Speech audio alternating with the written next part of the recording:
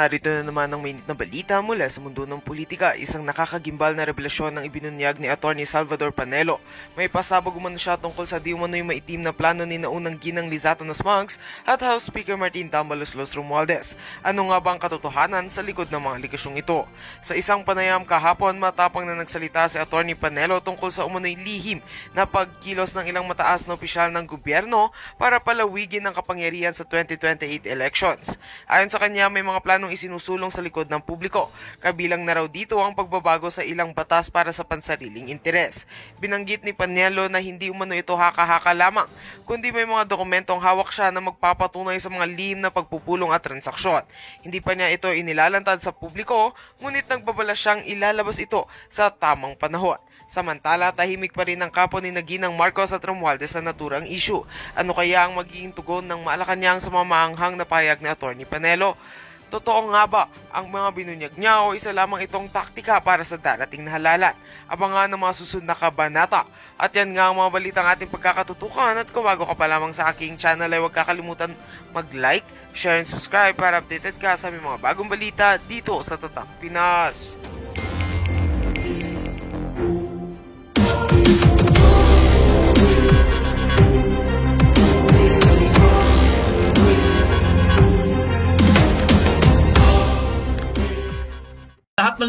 Lahat ng sumusuporta kay Pangulong Duterte ginigipit nyo. Pati si Pastor pinapatawag sa Kongreso.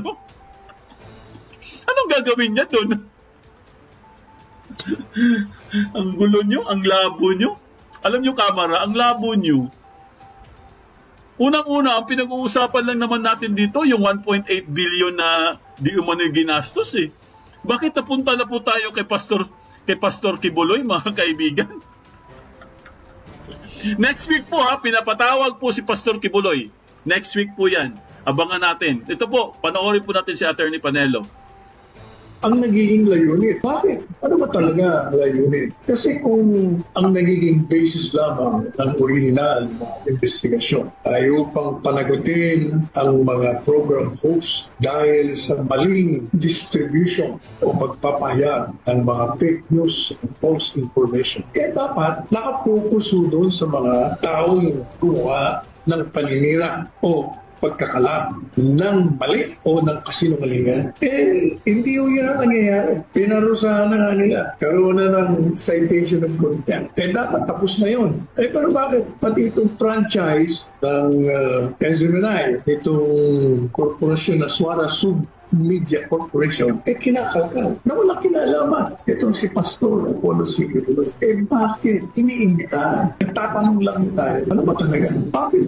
Itong si Pastor inaanyayan. Walang basis eh. Baka naman underlying reason kung bakit itong SMNI at si Pastor Apollo Sigiloy ay mukhang nadadamay dito dahil itong si Presidente Duterte, dating Presidente natin, dating Mayor ng Davao, may programa sa SMNI. Ayun! May programa pala si Pangulong Duterte sa SMNI. Gikan sa masa para sa masa. Yun pala ang isa sa mga reasons. One of the reasons, mga kaibigan, kung bakit siya pinapatawag, dahil gusto pala nilang mawala ang gikan sa masa para sa masa. Bakit kaya? Bakit kaya gusto nilang mawala ang gikan sa masa para sa masa? Dahil po, sagutin ko na ha. Dahil po, tinatamaan sila palagi ni Pangulong Duterte. Ganyan kayo eh. Pag tinatamaan kayo, pag nasasaktan kayo, pinapakulong nyo. Wala na po, wala. Ang tawag dyan, diktadorya. Hindi na po demokrasya yan. Di ba? Sa totoo lang, kaya sila nagalit eh. Dahil sinabihan sila na rotten eh. At hiningian sila ng resibo. Di ba? Tama? Tama guys? Yun naman talaga eh. Dahil hinihingian sila ng liquidation. Ay, nako. Ito na po, tuloy na po natin mga kaibigan si Atty. Panelo. Panoorin po natin guys. Sa mga hindi pa po nagtuslok-tuslok dyan, nakikisuyo po kami mga kaibigan. Baka nakalimutan nyo magtuslok, no? Yung mga bagong dating. Nakikisuyo po kami, pakituslok po mga kaibigan. At huwag niyo kalimutan mag-subscribe sa channel natin. At pakishare po ang video guys. Para marami pong makapre din mag-share ng video. Kaya ano pang hinintay nyo? Tuslokin nyo na. Maraming salamat. Ito na po si Attorney Panelo mga kaibigan. Kaugnay dito sa ginagawang legislative inquiry or hearing sa reklamo sa dalawang anchor ng SMNI. Kung saan sila po ay pinatawa ng contempt citation. At nakatanggap tayo ng isang impormasyon na hindi lang pala SMNI ang inimbitahan dito sa inquiry ito. Kaugnay doon sa aligasyon Ayan na. na yung Speaker of the House ay gumastos ng 1.8 billion in travel funds. Of course, by this time, alam na natin na ito'y pinasinungalingan ng House of Representatives at ang anchor na involved ay inamin niya hindi pala totoo yung kanyang source of information. Pero alam po ninyo yung inquiry yun. Mukhang nagkaanak. Kasi supposedly the original purpose for the inquiry was to zero in the anchor who made allegedly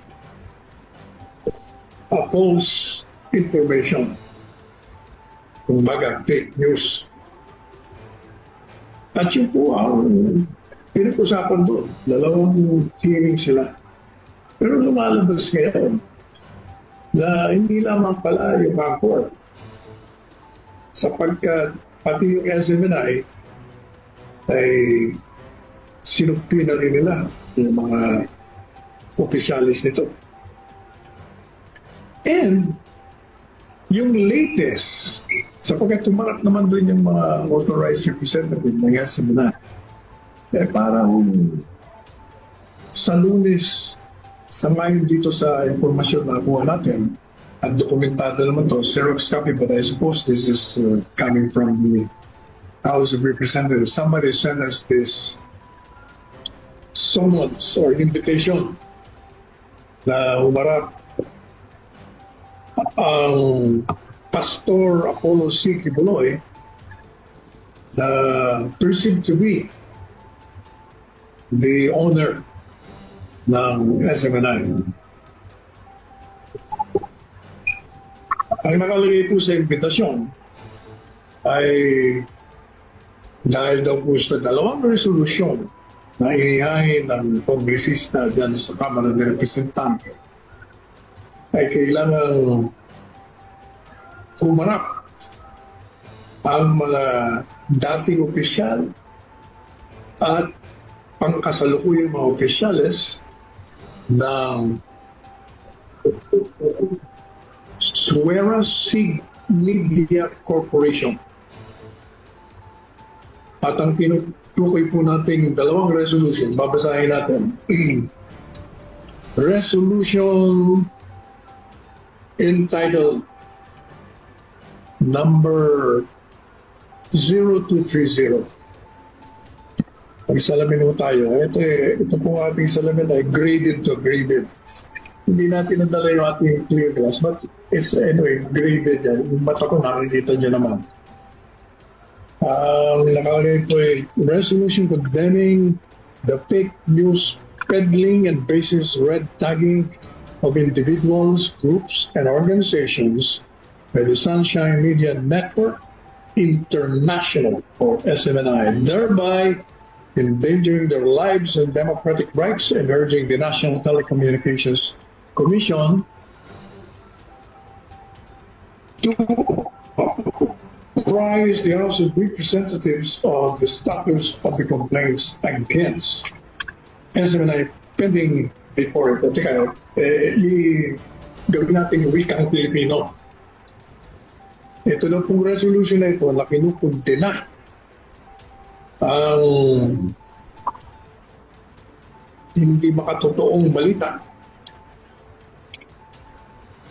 na ikinakalat, pati na raw yung walang batayang pagre-red tag sa mga individual o grupo o organisasyon ng SMNI na naglagay daw sa panganib ng buhay at ang mga makademokratikong karapatan at hinihikayat ang National Telecommunications Commission o NTC na ipaalam sa Kamara de Representante o House of Representatives yung estado o status ng reklamo laban sa SMNI na ngayon ay nakabinbin sa Kongreso. Yung pangalawang resolution, sinasabi po, resolution condemning the fake news peddling, baseless red tagging, and rape threats against ACT Teachers Party List Representative Franz L. Castro by Rodrigo Roa Duterte and Sunshine Media Network International, and urging the National Telecommunications Commission to investigate the incident in light of media and journalism standards and existing laws. At ito ay inihain ng Kongresista Arlene de Rosas, Raul Daniel Manuel at ni Franz L. Castro. At kasama daw po dun sa imbitasyon kay Pastor Apollo C. Kibuloy ay isang privileged speech ni Kongresista J.J. Suarez noong 28 ng Nobyembre ngayong taon nito. Ngayon, ang invitasyon po ay directed to Pastor Apollo C. Kibuloy. At ang sinasabi po, in view of the duly approved motion, yun daw po may motion kasi po sa pandilig na naganap ng huling vista nila sa loob ng Kamara de Representante ng Komite ng Legislative Franchise na ginawa noong ika-11 ng Disyembre. Iniimbitahan si Pastor Apollo C. Kibuloy dito sa dinidinig na hearing. At apparently, the basis for the invitation is the belief, paniniwala, batayo sa kanilang paniniwala, na si Pastor Apollo C. Kibuloy ay kung hindi opisyal o dating opisyal ng SWARA Sub-Media Corporation.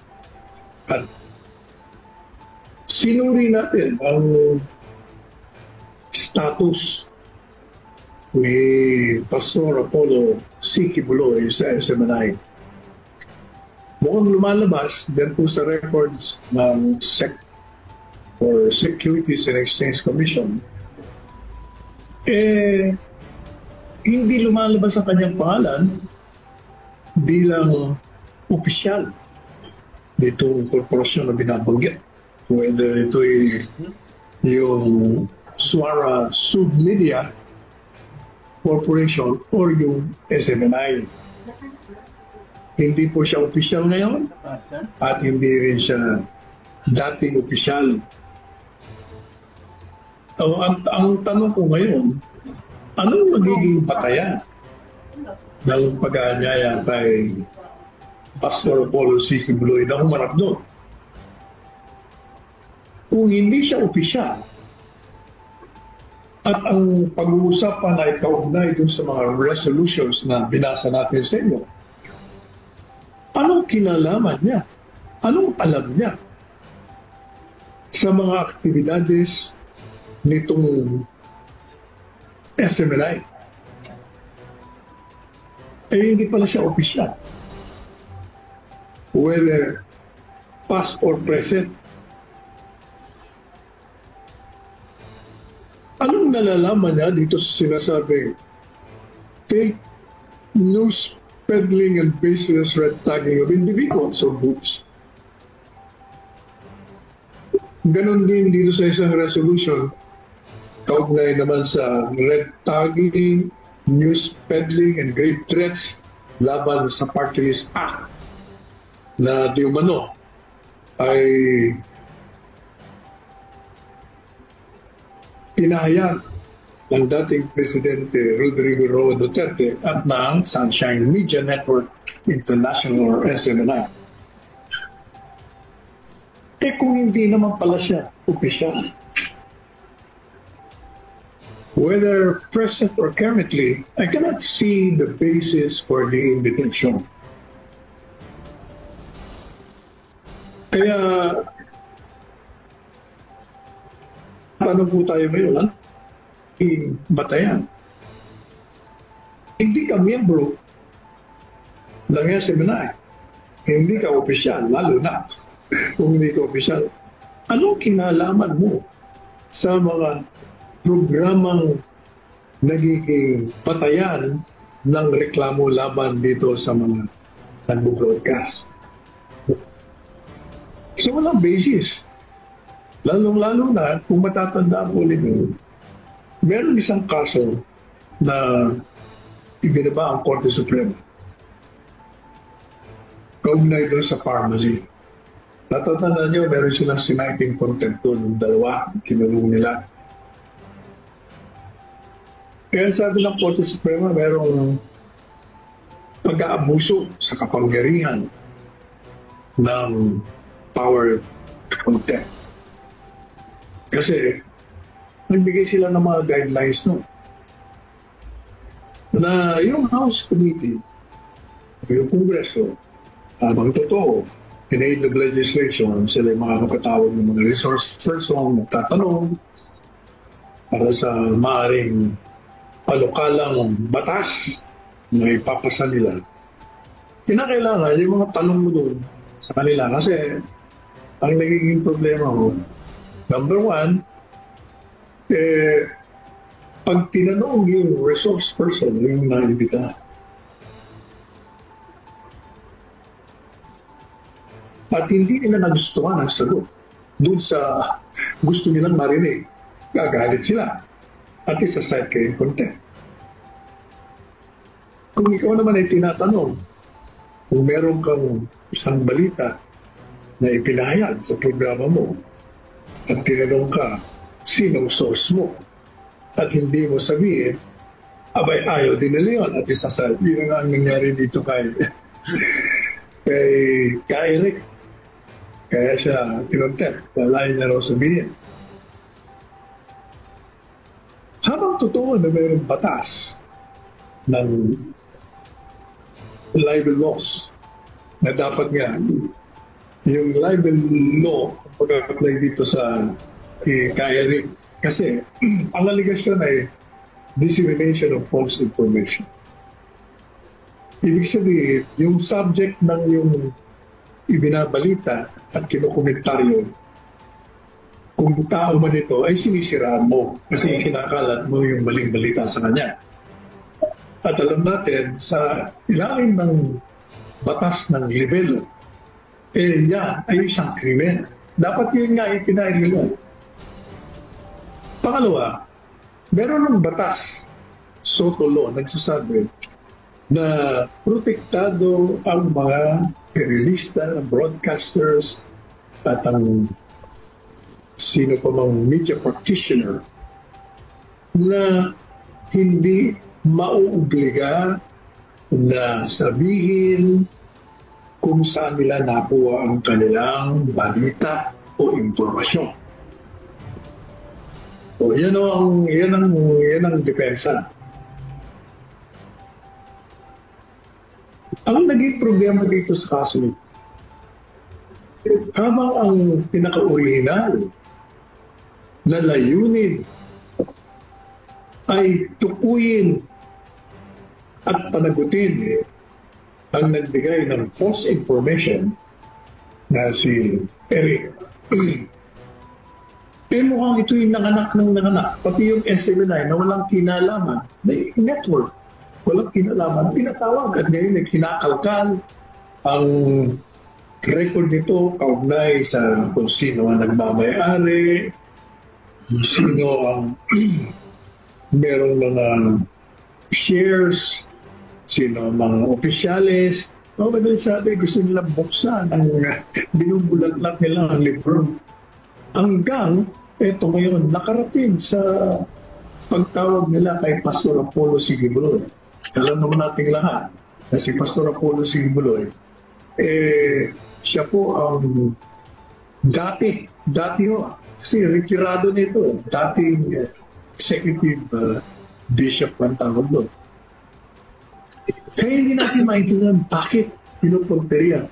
Una, meron din isang House resolution na inihain na pinapa-imbestiga ang SMNI dahil dito sa kaugnay sa mga manong pagkakalat ng maling balita at ang rekomendasyon sa National Telecommunications Commission habang nakabinbin ang investigasyon, kailangan suspindihin ang operasyon ng network na looban na. Yan po ay going against the Constitution on due process. Unang-una, walang kinalaman ng network sa aksyon sa mga pahayag ng mga komentarista at program host sa kanilang mga programa. Hiwalay po ang personalidad ng network doon sa mga anchor. At yan ay applies to all networks, hindi lang ng SMNI. Kaya nga palaging meron nakalagay the views sa bawat programa, kung mapapansin. Bago magsimula ang programa, at ang programa ay komentaryo, pagbibigay ng opinion, pagsusuri ng mga hot issues. Nakalagay mo doon, the views and opinions expressed in this program are not necessarily those of or reflect that of the management and staff of the network. Madalit sabi, hiwalay ang network sa anchor. Ganon din itong si Pastor Siki Buloy, hiwalay din ito doon sa mga anchor, doon sa network, sapagkat hindi nga siya opisyal. Hindi siya naging opisyal at hindi rin siya opisyal sa ngayon. So, parang iba ang nagiging layunin. Bakit? Ano ba talaga ang layunin? Kasi kung ang nagiging basis lamang ng original na investigasyon ay upang panagutin ang mga program host dahil sa maling distribution o pagpapahayag ng mga fake news and false information. Kaya dapat nakapokus doon sa mga taong gumawa ng paninira o pagkakalat ng mali o ng kasinungalingan. Hindi ho yan ang nangyayari. Pinarusahan na nga nila. Karoon na ng citation of contempt. Dapat tapos na yun. Pero bakit? Pati itong franchise ng SMNI, itong korporasyon na Swara Sub Media Corporation, kinakalkal. And to top it all, itong identified na obispo ng Kingdom of Jesus Christ na lumalabas na siya ang nagpapatakbo. kung siya man, na walang kinalaman. Itong si Pastor Apollo Siquiboloy, bakit? Iniimbitahan. Kailangan mo sabi ng Korte Suprema, magpapatawag ka at yung mga dahilan ng pagpapatawag mo, kailangan may koneksyon doon sa kung ano man ang gusto mo ipasa o isulong na batas o kaugnay sa isang resolution na humingi ng investigasyon. At lahat po yan, ang pinaka-primary ay in aid of legislation. Yung mga lawmakers, pag meron isang issue, ay gusto nilang talakayin doon, suriin, baka yung mga current laws, yung mga batas, baka hindi na nag-a-applika. Kailangan amendahan, kailangan i-repeal, kailangan balitan. Pero kailangan, sabi ng Korte Suprema, pag kayo nag-imbita dyan at nagtatanong ka, kailangan may relasyon, germane. Yes. Doon sa paksahin. Sa parte ni Pastor Apollo Siquiboloy, hindi naman pala siya opisyal. Whether prior or current. Pagkatapos, balita pa natin siya'y stockholder, parang 0.1% lamang. I-donate niya pa o dilalo na. Kung baga, bakit kinakalagkat? Maliban pa sa sinama mo na ng SMNI, pati yung Pastor Apollo Siquiboloy, isinasama mo na, ano ba talaga? Ano ba talaga ang dahilan? Mukhang malabo naman yata yun. Kaya kailangan ipaliwanag sa bayan. Kasi ang sambayan ng Pilipino ay may karapatan sa impormasyon. It is the right to information ng gobyerno, halal man o hindi, na kung ano man ang gusto nyong malaman, kailangan o kung ano man ang ginagawa ninyo, walang mga aktibidades nyo, obligado kayo na ipaalam sa sambayanan sapagkat ang sambayanan ay may inherent, hindi lang inherent binigay nga, may inherent na nakalagay pa sa ligang batas na ang sambayanan have the right to information. Pero na siyang karapatang malayang magsalita, malayang magpayag, malayang buhos ng kanyang damdamin. Nandun pa rin yung karapatan niya na bigyan mo ako ng impormasyon sa mga ginagawa niyo, yung record ninyo, kasama na yung paggastos sa pera ng bayan. Yun! Ay hindi po pwede